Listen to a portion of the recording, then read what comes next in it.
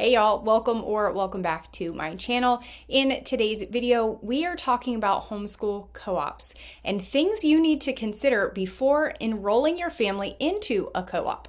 Because while they can be extremely beneficial, they also come with their own sets of challenges. So let's get started.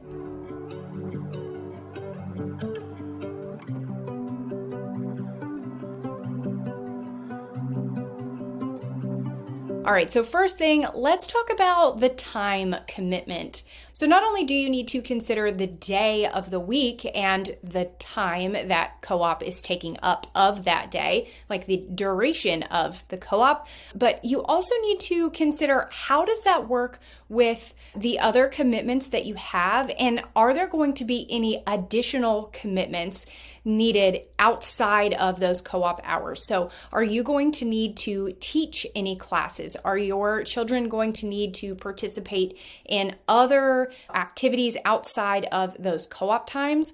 Generally speaking, consistent attendance is very, very highly encouraged, if not required, for some co-ops. So you want to make sure that the time commitment actually fits with your family's schedule and doesn't cause a hindrance or clash with other commitments that you have already made.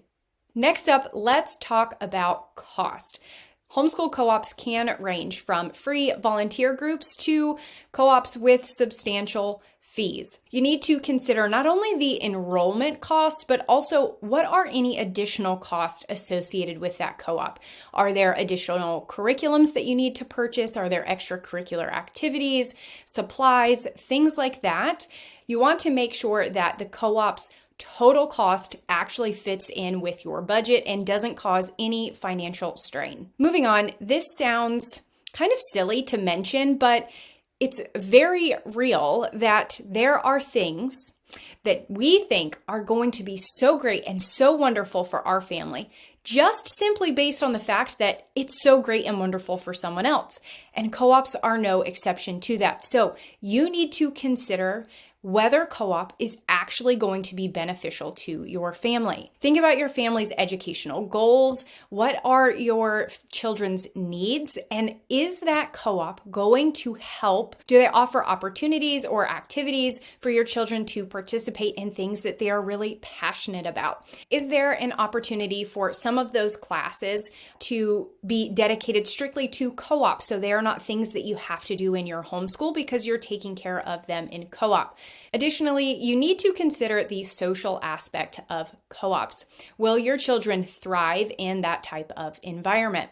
The right co-op should complement your homeschool and your children's education. Now we're going to talk about flexibility. So homeschooling, as we know, provides unique flexibility for all seasons of life. And if you are going through a particularly busy or kind of unpredictable season, you need to take into consideration the flexibility of the co-op. Some co-ops have really strict and rigid schedules, while others offer more flexibility. Consider how that co-op's structure actually works with your family dynamic and your family's current life circumstances. If you're in a particularly busy season, then a co-op with a little bit more flexibility is likely going to be a better fit to reduce any potential added stress. And lastly, the size of the co-op actually matters. Co-ops can range from really small, intimate groups to really large, bustling communities.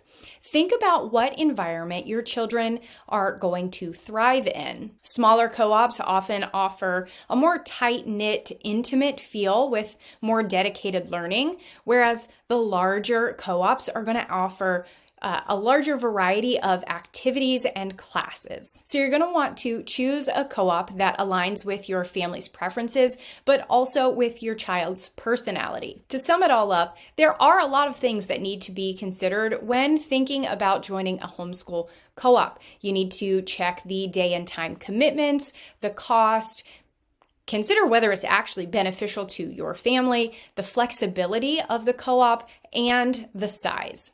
Taking time to consider all of these factors will help you find a co-op that truly enhances your homeschooling experience. If you found this video helpful, be sure to give it a thumbs up and subscribe for more homeschooling mom things.